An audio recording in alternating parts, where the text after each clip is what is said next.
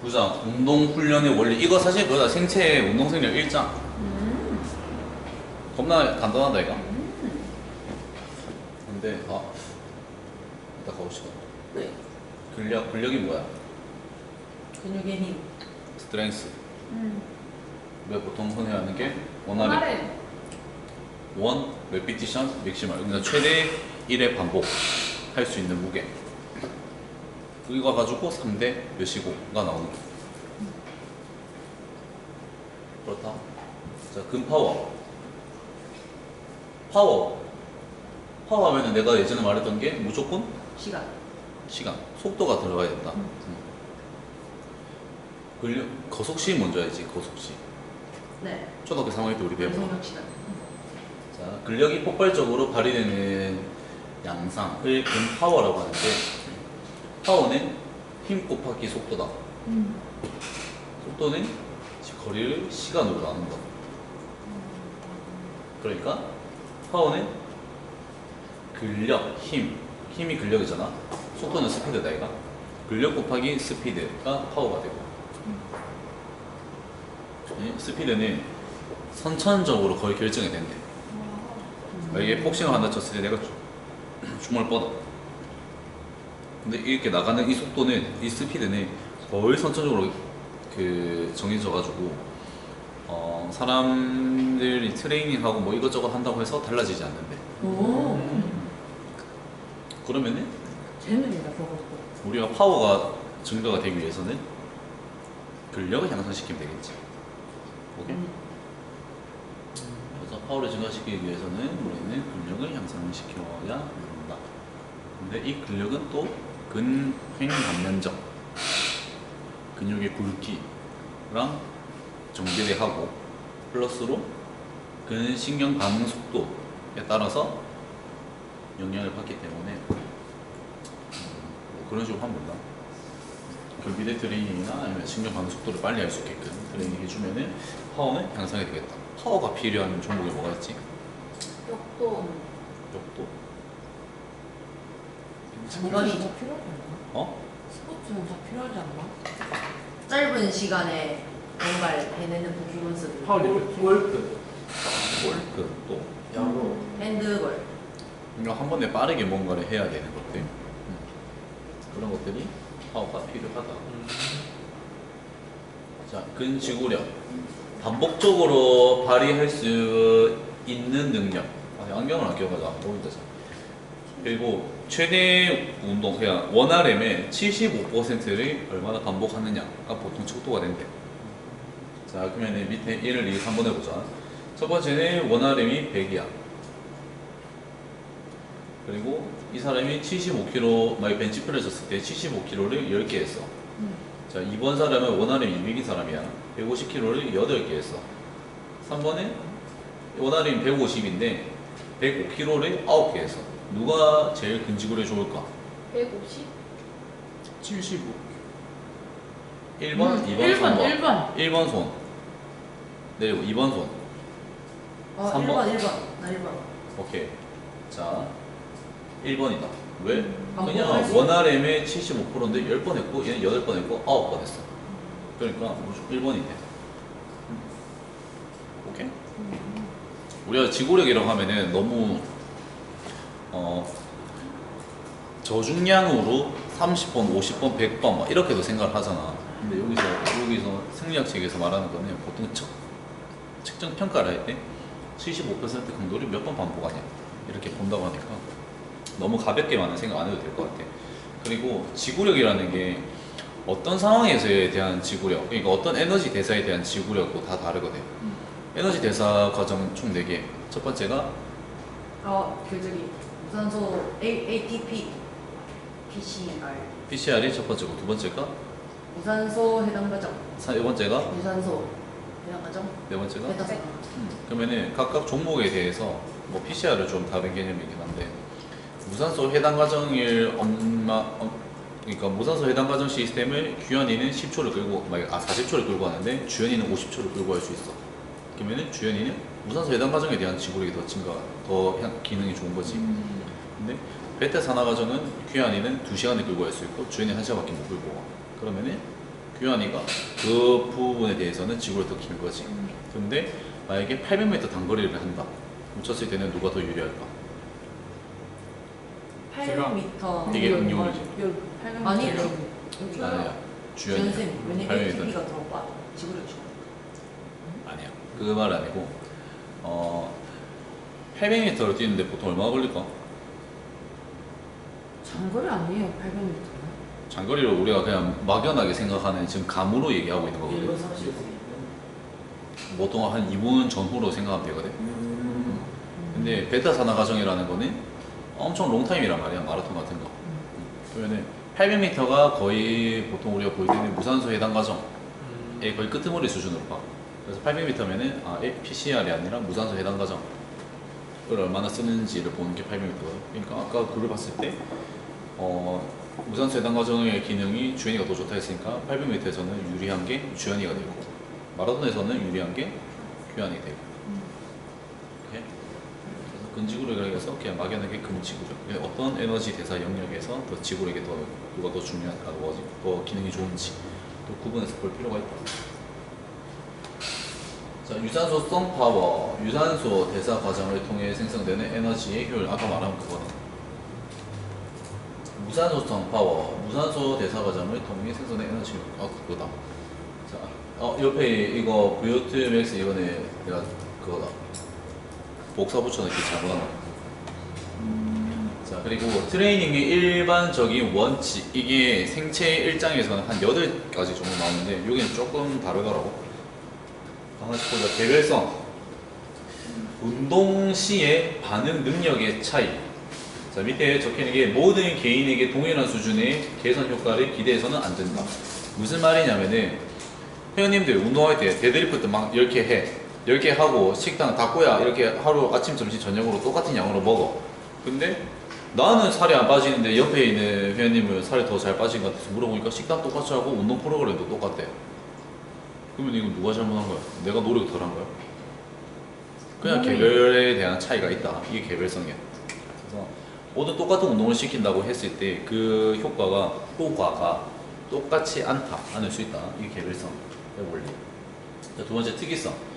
활동 유형, 운동량 및 강도에 대해 적응 상태가 특이적으로 나타난다. 자, 내가 마라톤을 계속 했어. 그럼 뭐 어떤 기능이 향상되겠노? 투판 맨날 던졌어. 그러면은 PCR 쪽으로겠지. 그 말이다. 특이성. 주어진 종목에서 최상의 경기력을 발휘하는데 핵심적인 생리적 계통을 자극해야 한다. 그러니까 투파는 PCR, 마라톤은 베타 산화 과정 자극해야 된다. 이 말이고. 감사합니다. 그러면 나중에 볼까? 우리 회원님들께서 다이어트 회원님만 있는 게 아니고 생활 스포츠를 좀 즐기시는 분들이 계신데요. 그러면 어떤 종목이고 어떤 포지션이고 어떤 식으로 주로 뛰는지 이런 것들이 잘 알면 알수록 거기에 맞춰서 트레이닝 해주면 좋아. 그리고 우리 한 분이 수영 대회를 또 나가시거든. 그러면은 나는 한 두세 달 전부터 어떤 종목으로 나가고 그리고 몇 미터를 나가는지를 꼭 물어보거든. 몇 미터에 따라서 시간이 달라지니까 에너지 대사 시스템도 체계가 달라질 거잖아. 50m 단거리야. 그러니까 PCR이랑 무산소 해당 과정 이 두 개를 계속하면 돼. 그러면은 운동을 시킬 때 벤치나 뭐 스쿼트나 뭐 런지를 한다 쳤을 때 생리학적으로 이제 단련이 잘 되게 하기 위해서는 이 레피티션 자체를 뭐 40초 안에 끝낼 수 있게 시켜버린 거지. 무슨 말이지? RM 자체를 줄여가지고 그리고 중량을 높여서 8RM을 최대로 할 수 있게끔 그런 식으로 가져가는 거고. 만약에 1500m 수영이다. 그러면 계속 치킨. 그리고 휴식 시간은 턴도 짧게 해주고. 그렇게 만들어줘.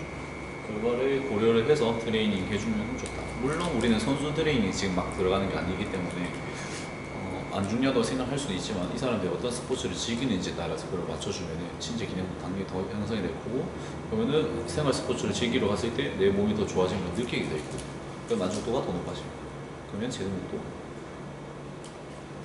자, 가역성이 역방향으로 가능하다.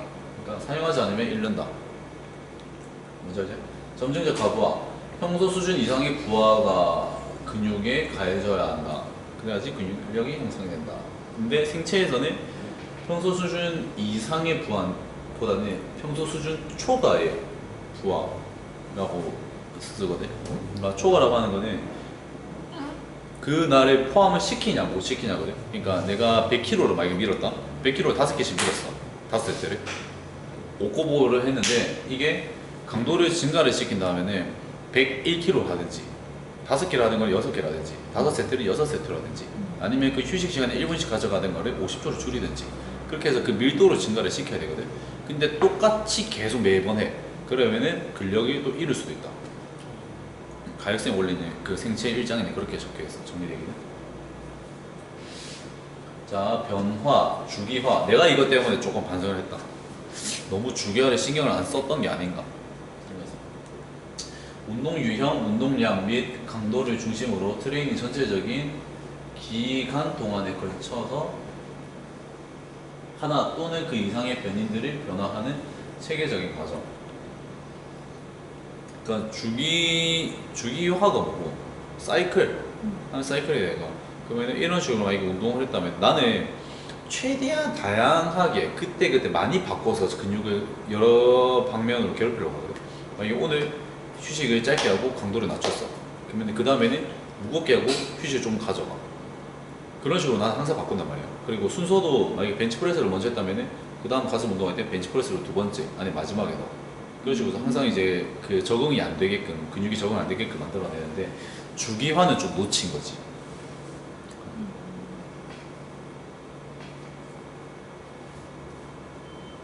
무슨 말인지 이해돼?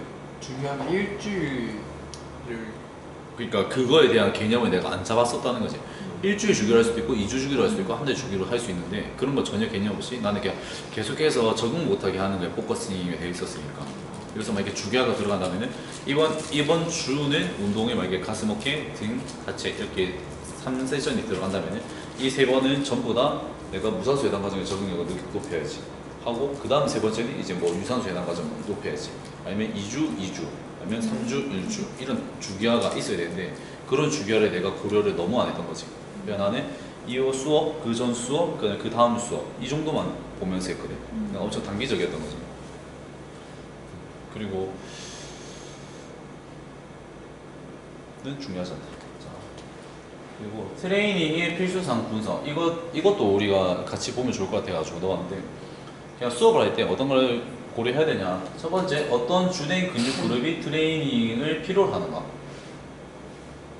어떤 주된 근육, 그러니까 메인 근육이 뭔가 하체, 등 이런 식으로 정하잖아. 부위를 정한단 말이야. 근데 부위보다는 이 사람이 로어 림브에서 만약 햄스트링을 잘 못 쓴다. 그런 리액션 포스 상황에서 햄스트링을 잘 못 쓴다. 그럼 햄스트링은 단독적으로 빼는 거지. 어떤 상황에서? 그런 리액션 포스 상황에서 햄스트링 더 잘 쓸 수 있게 만들어내야지 라고 하는 주된 이제 근육 그룹에 대한 그리고 그 상황에 대한 필요가 정해지고 있냐. 근데 보통 트레이닝 하는 사람 보고 등 몇 프로 할게요, CT도 할게요, 덤벨로 할게요 이런 식으로 들어가니까 이런 것들 놓치고 있는 트레이닝이 내가 봤을 때 98%, 95% 이상 해야 될 것 같고. 두 번째, 요구되는 결과를 달성하기 위해서 어떤 트레이닝 방법을 이용해야 하는가.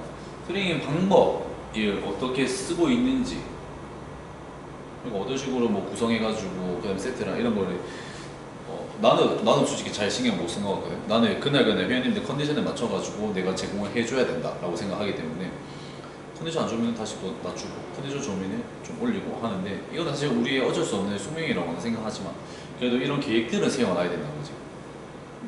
이런 트레이닝 방법으로, 이런 세트로, 이런 이제 뭐 RM으로 이런 휴식 시간 가지고 이번 수업은 들어가야지. 근데 컨디션이 안 좋아서 아니면 너무 피곤해서 이게 좀 흐트러질 수는 있지만 이걸 짜고 들어갈 필요가 있지 않을까. 세 번째, 어떤 에너지 체계를 강조되어야 하는가. 아까처럼 유산소 시스템인지, 무산소 시스템인지, 그래서 PCR인지, 해당 과정인지 이런 것도 나누고. 그리고 네 번째, 부상 방지와 관련된 주된 부위는 어느 부위인가.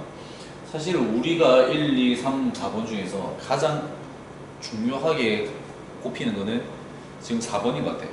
포커스가 4번에 좀 몰빵돼 있고 그 다음 두 번째가 1번인 것 같거든. 2, 3번은 내가 봤을 때 조금 놓치고 있는 것 같아. 그래서 2, 3번도 충분히 채워가지고 1, 2, 3, 4를 이게 필수사항이니까 4개가 다 필수거든. 근데 필수는 우리 반 쪼가리밖에 안 돼. 그러니까 나머지 2, 3번도 좀 챙겨가면서 수업을 준비하는 게 훨씬 더 좋을 것 같다 거고. 네, 그리고 수행될 운동, 내가 만약에 가슴 운동이면 어떤 걸 먼저 하고 이렇게 딱 진행할 건지, 수행할 운동의 순서, 아까 말한 것처럼 각 운동에 대한 세트 수로 4 이렇게 할 건지, 4, 7, 7, 7, 4 이렇게 할 건지, 각 운동에 대한 세트 수, 그다음 운동 사이와 세트 사이의 휴식 시간. 이것도 사실은 3번 위에서 봤던 빨간색 3번이 고려가 되면 자연스럽게 나오는 상황이고요. 그다음에 5번 적용되는 저항의 크기, 반복 횟수, 적용된 움직임의 속도. 아까 위에서 말한 것들이 따라서 이렇게 정해지는 거죠. 나는 여기서 80% 이상 지키면서 수업을 준비를 했다. 빨간색, 파란색, 파란색.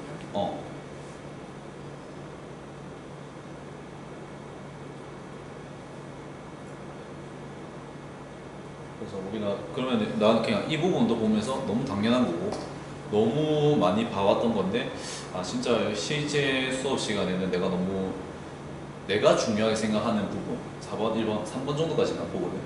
2번에 대해서는 너무 좀 놓친 게 아닌가 이런 생각이 들었을 거예요. 그래서 다 버렸으면 좋겠다. 자, 그럼 근력 향상, 근력, 스트렝스를 향상하기 위해서는 컨센트릭과 이센트릭 두 개를 같이 해줘야 한다. 근데 컨센트릭 하려면 이센트릭 필요하잖아. 그러니까 우리가 하는 그냥 웨이트 트레이닝 똑같다. 아이소메트릭. 아이소메트릭 뭐고? 등격선. 그냥 근육의 길이가 변하지 않는 거. 그러면 이거는 아이소메트릭이고. 네. 안 가기네. 참 근육의 길이가 변했잖아. 근데 운동 중에 안 변했잖아. 그러니까 그 각도에서 아이소메트릭. 그리고 또 전방 십자인대에 나가신 분들 같은 경우 수술하시고 오신 분들은 햄스트링 했을 때 특정 각도에서 힘을 잘 쓰는데 또 특정 각도에서 아예 힘을 못 쓰는 경우도 있거든. 그럼 그 상황에서 먼저 아이소메트릭을 넣어주는 거지. 무슨 말인지 알겠지? 스쿼트를 하는데 만약에 앉다가 딱 이 구간 135도 정도 되는 구간에서 만약에 햄스트링 힘을 잘 못 써. 그러면 그것 또한 문제가 될 수 있을 거잖아. 그럼 그 상황에서 아이소메트릭을 잘 쓸 수 있게끔 우리가 트레이닝을 해줘야 되는 거고. 그래서 이 아이소메트릭은 현저한 근력 증가를 가져온다.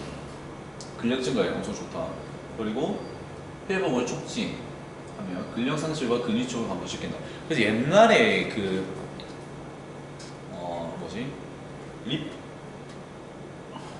갑자기 단어가 리프팅 맞나? 파워 리프팅. 할 때 중량 3대 한창 유행할 때 한 2, 3년 전에 그거 할 때 사람들이 이제 고중량 막 하는데 만약에 내가 벤치프레스 110을 든다. 그러면은 더 들고 싶잖아. 그러면은 120 정도 꽂아. 그래서 뽑아가지고 아이소메트로 쭉 한 7주 정도 잡고 다시 던지고 그런 식으로 막 많이 했었거든. 실제로 난 해봤을 때 좀 도움이 됐던 것 같아. 근력 벤치 증가를 할 때. 그 말은 괜찮은 것 같아요. 뭐라고? 네. 괜찮은 것 같아요. 자, 그 프리웨이트와 머신 각도 변화에 따른 주동근의 힘으로 나는 그냥 한마디로 정의를 했거든. 프리웨이트 같은 경우에는 가장 큰 저항이 뭐야? 중력. 웨이트도 있지만 중력이잖아. 그러면은 이때 받는 힘이랑 이때 받는 힘이랑 이때 받는 힘이 다 다르잖아. 각도가 모멘텀에 따라 다 달라진다 이거. 그래서 프리웨이트는 달라질 수가 있어.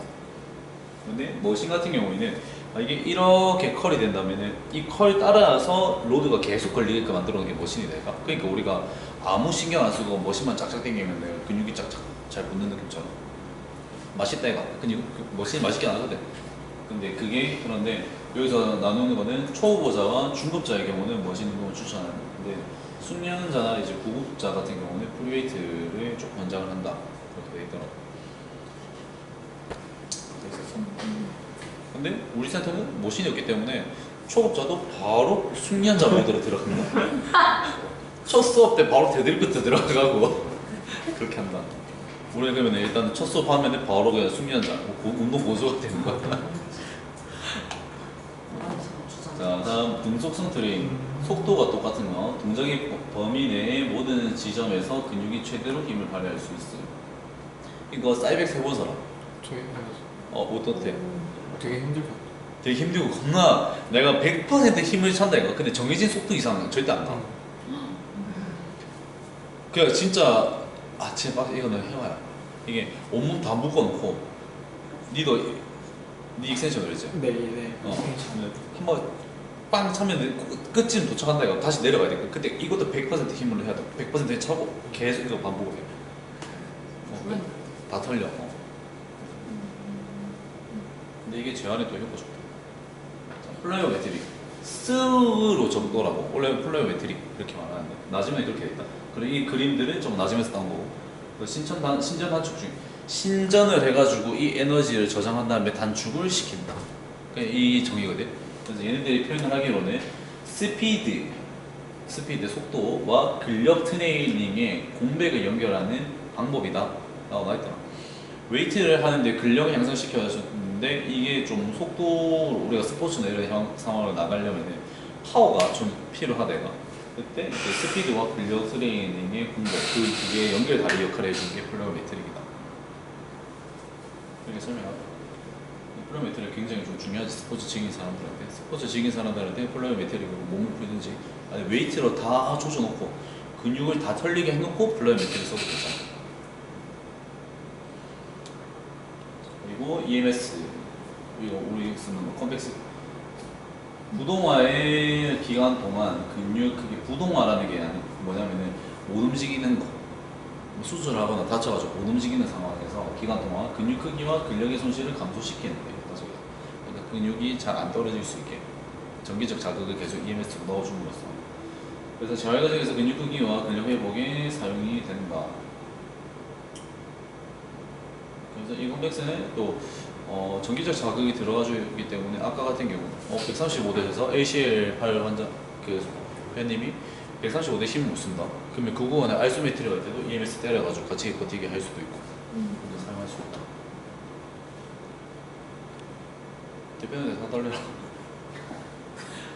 240만 원. 내년에. 와. 이래서 240만 원. 비싸. 자, 그 다음에 코어 안정성과 근력, 척추 주위를 감싸는 동체 근육. 그냥 목, 바디, 그냥 스파인 라인을 감싸고 있는 동체 근육이고, 복부, 둔부가 엉덩이 아닌가? 아, 다르네. 복부, 둔부, 엉덩이 관절. 이게 힙 조인트 나갔습니다. 힙 조인트 및 주변 보조 근육을 포함한 복근 등 이렇게 정확하게 적혀있다 생명식. 그래서 원위성 근데 나는 이게 지금 더 적합하다 생각하거든. 원위성 동작을 위한 근위성 안정화 증진. 원위성 몸 중심에서 조금 멀리 떨어져 있는 원위성 동작을 위한 몸통의 안정화, 요추의 안정화, 그 체간의 안정화, 그 다음에 룸보펠빅 라인의 안정화 이런 것들을 다 말하는 게 이제 근위성 안정화인데 원위성 동작을 위한 근위성 안정화. 근데 우리가 너무 그냥 코어 트레이닝을 한다는 게 개념이 조금 다르긴 하거든. 그냥 우리가 일반 코어 트레이닝이면은 호흡 트레이닝 하는 것도 코어 트레이닝이지. 이너 코어 맞어요. 플랭크도 코어 트레이닝 맞지. 버트도 그 다음에 데드복도 마찬가지고. 근데 그 정도의 수준은 엄청 스태틱한 상황이고 우리가 코어가 필요한 경우는 어떤 경우가? 응? 동적 상황이. 보통 동적 상황이고 그리고 허리 통증이 있으신 분들이 무조건 사람들이 코어를 강화시켜 줘야 된다 해서 플랭크만 겁난단 말이야. 근데 사실 플랭크를 했을 때 55초 이상 버틸 수 있다. 그러면 코어가 약해서 문제는 아닐 가능성이 높아. 그러면 그 다음 문제는 코어 근력이 아니라 코어 근지구리가 아니라 코어 컨트롤에 대한 문제인 거야. 이 사람이 어떨 때 주로 허리가 삐끗하는지 요추가 아픈지를 계속 상황을 계속 물어봐야 돼. 뭐 할 때 갑자기 허리 삐끗했어요? 그러면 보통 뭐 자로 빵 하다가 허리 삐끗. 그럼 이건 뭐야? 보통 이제 요추 체간에 대한 로테이션이 들어갈 때 허리전탈 면에 대한 움직임이거든. 그럼 허리전탈 면에 대한 움직임을 가져갈 때 얘 코어가 컨트롤을 잘 못하는 거야. 무슨 이유에서인지 잘 모르겠지만 뭐 둔근이 잠겨서 아니면 광배가 잠겨서 기능성 뭐 아니면 SBL이랑 SFL 라인에서 정확하게 그 힘의 비율을 조절하지 못해서 아니면 발목 안정성이 한쪽에 더 떨어져서 뭐 그런 이유가 있지만 코어 안정 그거는 이제 코어 컨트롤 문제다. 그래서 왜냐면 허리 아프다, 아니 뭐 코어를 잘 못 잡는 것 같다, 약한 것 같다 그러면은 그 플랫폼 55초 시켜 대신에요. 그러면 코어 근력이 약해서는 아닌 것 같다 하고 다른 요인을 찾으면 돼. 진짜 코어 문제인 것 같고 컨트롤 못하는 것 같으면 그 관련된 운동 해주면 돼. 해줄 수 있는 가장 좋은 게 또 내가 생각할 때는 그 STC가 그거는 엄청 좋다고 생각하고 코어 컨트롤이나 이제 동적인 상황에서의 코어의 안정화 좋다.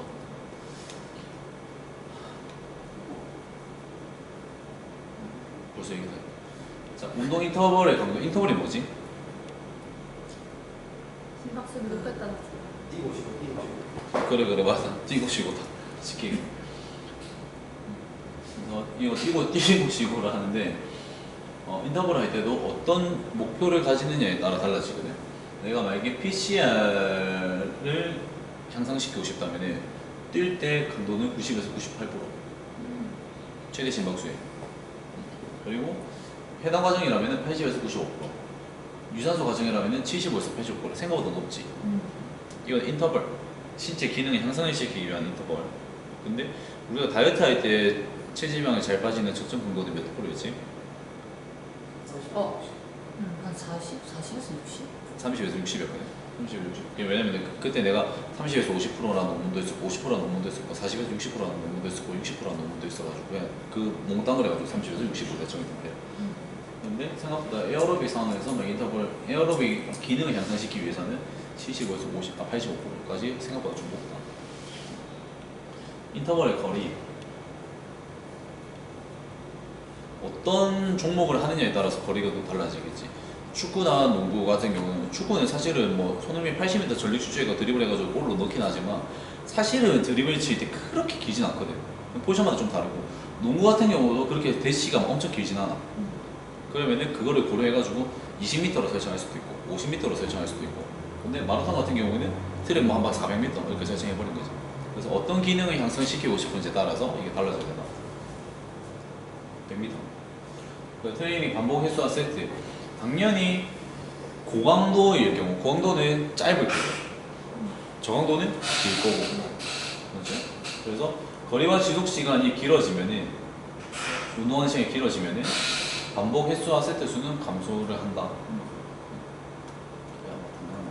휴식이나 활동성 회복의 인터벌의 지속 시간. HR 심박수가 130에서 150 bpm 정도를 잡으면 되고. 이게 활동성 회복 인터벌 지속 시간이다. 그 우리가 아까 말한 게 뛰고 쉬고 있다가. 근데 이 쉬고에서 휴식으로 가져갈 수도 있어.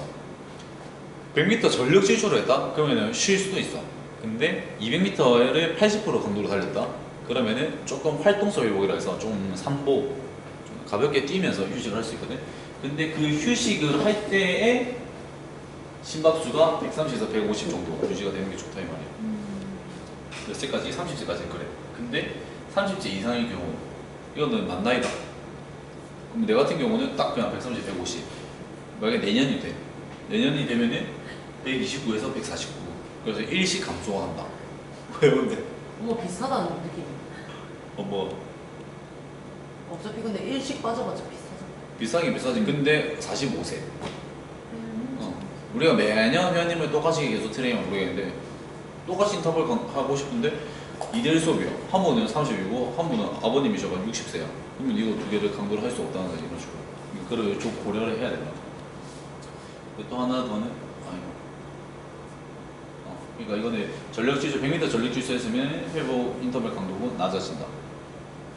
그리고 일주일에 트레이닝 빈도는 일주일에 2일에서 4일 정도 인터벌. 인터벌 생각하면 우리가 지금 수업 시간에 뭐 서킷 이거랑 다르지. 그냥 말 그대로 트랙 뛰는 거지. 그 다음에 이건 인터벌의 서킷인데 인터벌 곱하기 서킷이다.